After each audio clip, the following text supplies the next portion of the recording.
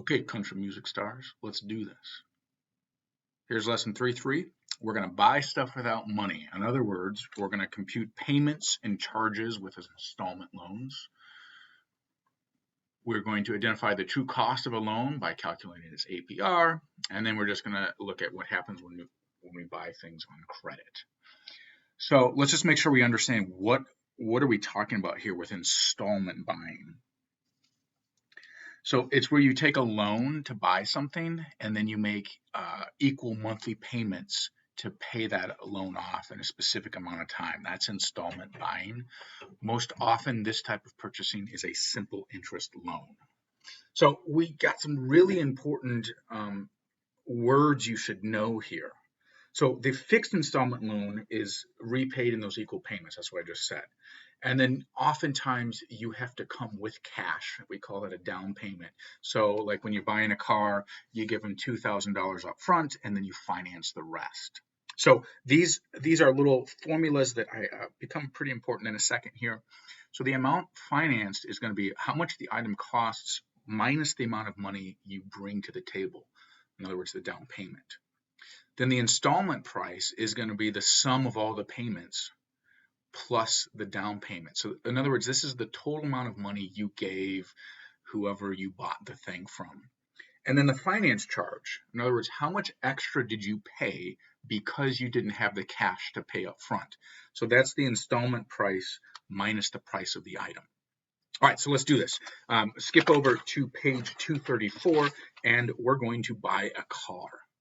So the cost of the car is $12,260. You were careful and saved $3,000 for a down payment. And then you got a loan that lasted 48 months, and each month you're going to make $231.50 payment. So let's start with how much did we finance? Well, from the previous page, the amount financed was the cost of the item, so in this case, the cost of the car minus the down payment. So I'll say amount financed is equal to, in this case, that $12,260 minus the $3,000. How do you all feel about this being $9,260? That's the amount of money you do not currently have, but you would still owe on the car. So we're going to take out a loan for this amount. Well, here's what the loan ended up being. A 48-month loan for $231.50 a month. So when we look at question 2, it says, what's the total amount of all your monthly payments? Well, you're making this $231.50 payment 48 times. In other words, 48 monthly payments. So how much is that? Well, I can't do that one in my head. So here comes Desmos. Fail. Here we go, 231.5 times 48. And you are going to end up paying, at the end of those 48 months, $11,112. So now we're going to say, well, what was the total installment price? In other words, how much are you going to end up paying for this car after these 48 months? Well, recall that we gave the car dealership $3,000 at the beginning of our negotiations. That was our down payment. That was the cash we had on hand. And then we got a loan either through the car company or through a bank, and we end up paying $11,112 over the life of that loan. When we add these two numbers together, we end up paying $14,112 for a $12,260 car. Ridiculous, right? We should have just saved this much a month for 48 months, and then we would have had a little bit extra, plus we would have, the car for exactly $12,260. But maybe you had to get to work, so you couldn't wait for 48 months to get a car. Makes sense, right? Okay, so finally, what's the finance charge? In other words, how much extra did we pay for the car because we didn't have the money to buy it at the beginning?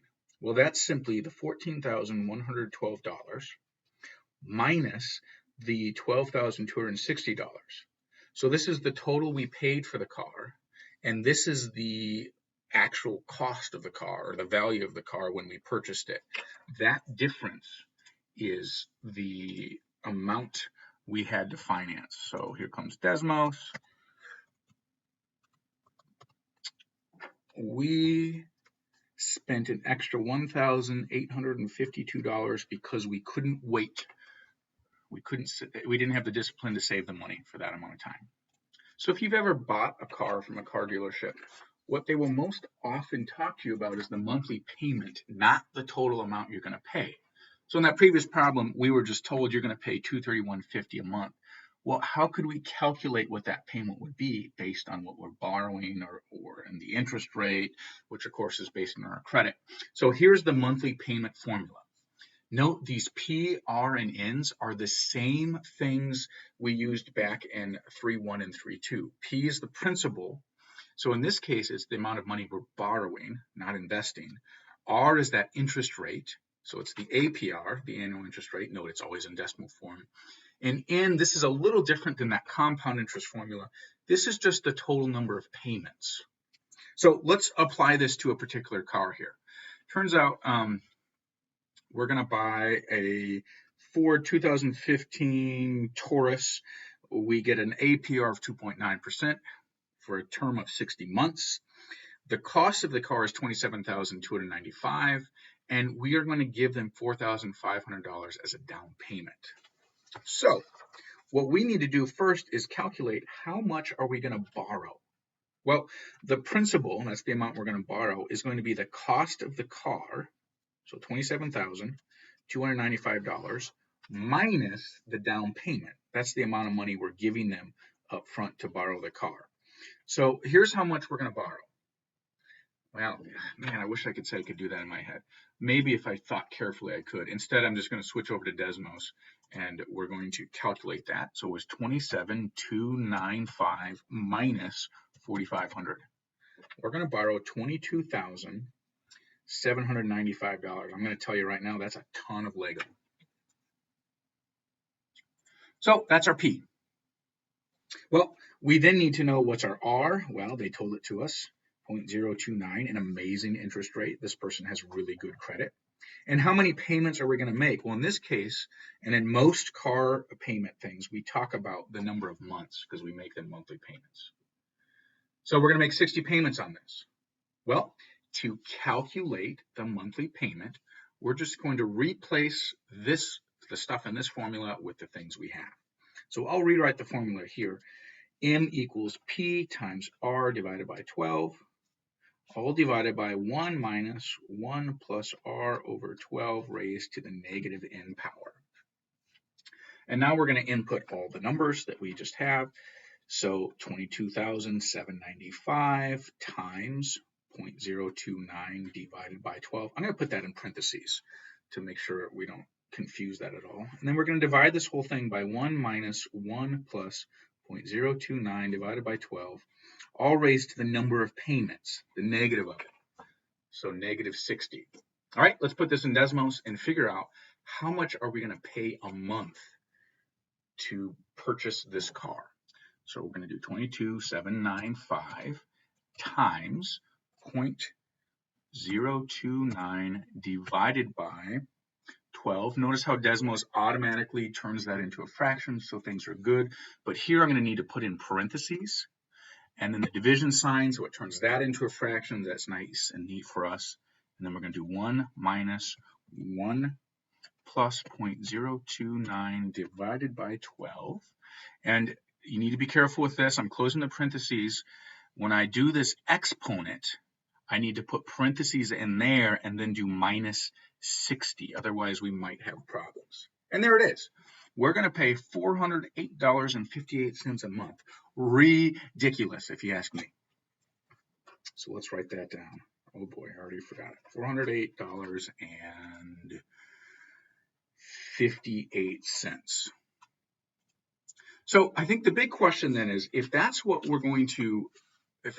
how much we're going to pay a month, what's going to be the total cost of this car? How much are we going to spend? Well, the total cost is going to be equal to the down payment plus the sum of all the monthly payments.